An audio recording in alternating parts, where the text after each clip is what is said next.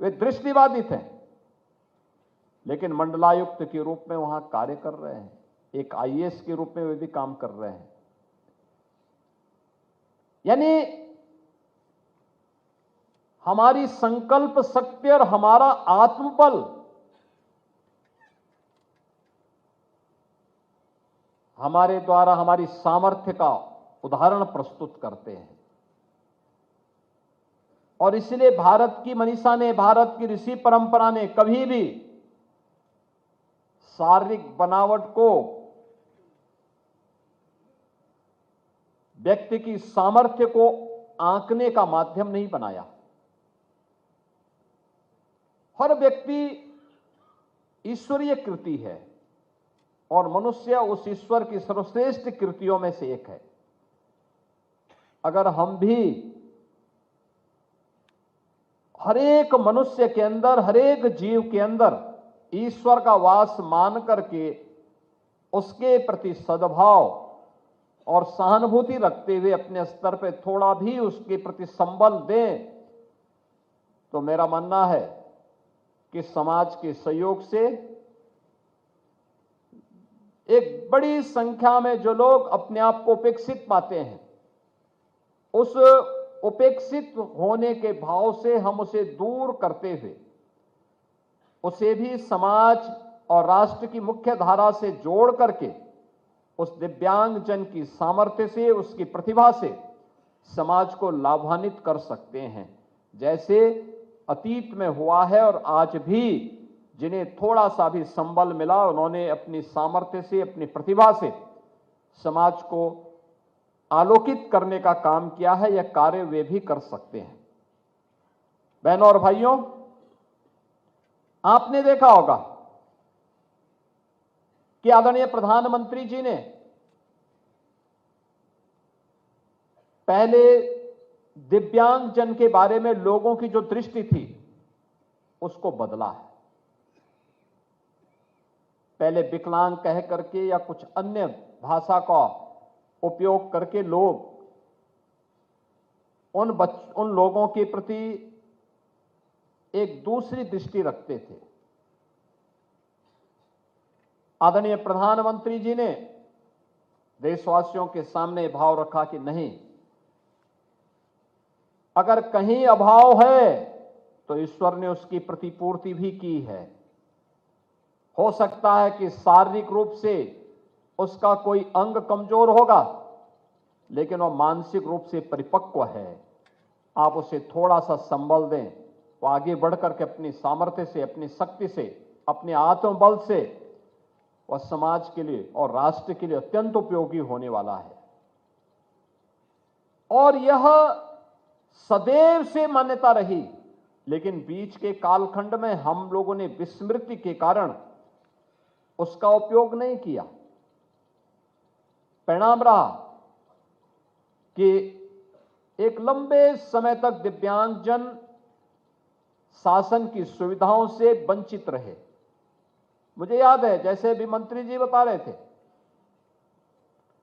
2017 के पहले उत्तर प्रदेश के अंदर 8 लाख के आसपास दिव्यांगजनों को मात्र पेंशन मिलती थी, और वह भी 300 रुपये महीना। और उसमें भी बहुत सारी जगह बाबू लोग कट भी मांगते थे। लेकिन आज उत्तर प्रदेश सरकार ने पेंशन की राशि को 8 लाख से बढ़ा के 11 लाख से अधिक दिव्यांग जनों को आज हम पेंशन की सुविधा का लाभ दे रहे हैं। राशि 300 से बढ़ा करके 1000 रुपया भी कर दिया गया है, और राशि सीधे उसके खाते में जा रही है। दिव्यांग जन के अकाउंट में पैसा जाता है, कोई कट नहीं, इसमें किसी प्रकार की कोई घूसखोरी भी नहीं है। टेक्नोलॉजी का उपयोग करके इसका बेहतर उपयोग किया जा सकता है। दिव्यांग जनों के लिए अच्छे संस्थान खड़े हों, इसके लिए अलग अलग स्थानों पर उस प्रकार के केंद्र स्थापित किए गए हैं। दिव्यांग जनों के लिए सहायक उपकरण वितरण की कार्रवाई को आगे बढ़ाया जा सके। अब याद करिए, wheelchair, tricycle, blind stick, hear aid, ये सब मिलना पहले बहुत कठिन होता था। 2014 के बाद एलएमको, कानपुर को प्रेरित करके डीडीआरसी को और तेजी के साथ प्रभावी ढंग से आगे बढ़ाने का काम किया गया। बीच के कालखंड में उत्तर प्रदेश के अंदर जितने भी डीडीआरसी थे, ये सब बंदी के कगार की ओर जा रहे थे। और कल ही हमारी सरकार ने निर्णय लिया कि प्रदेश के जो डीडीआरसी पहले चलते थे उनको तो चलाएंगे ही, लेकिन कम से कम हर कमिश्नरी मुख्यालय पे एक अच्छा डीडीआरसी उपलब्ध हम कराएंगे, खोलेंगे और उसके माध्यम से दिव्यांग जनों के लिए सहायक उपकरण वितरण और उनके लिए अन्य प्रकार की सुविधाएं हम वहां पे उपलब्ध करवाएंगे।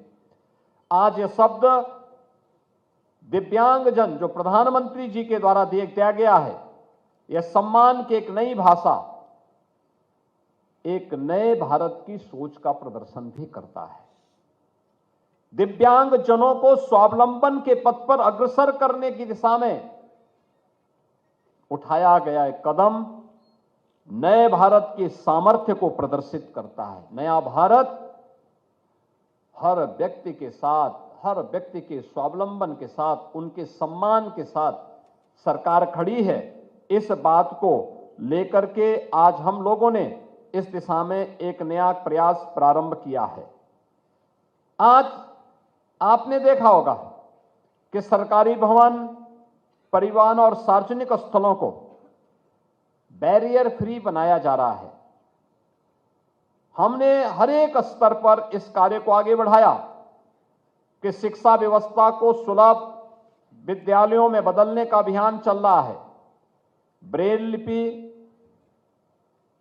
साइलेंस लैंग्वेज, रैंप, छात्रवृत्ति, सहायक उपकरण, निःशुल्क परीक्षण और उनके कौशल विकास के साथ साथ रोजगार और उद्यमिता और सरकारी नौकरियों में भी उन्हें अवसर उपलब्ध हो सके, इसके लिए राज्याधीन सेवाओं में दिव्यांगजन को 4% का आरक्षण की व्यवस्था की गई है और राज्य के अधीन शिक्षण संस्थानों में दिव्यांगजनों के लिए 5% आरक्षण की व्यवस्था प्रदेश में लागू की गई है।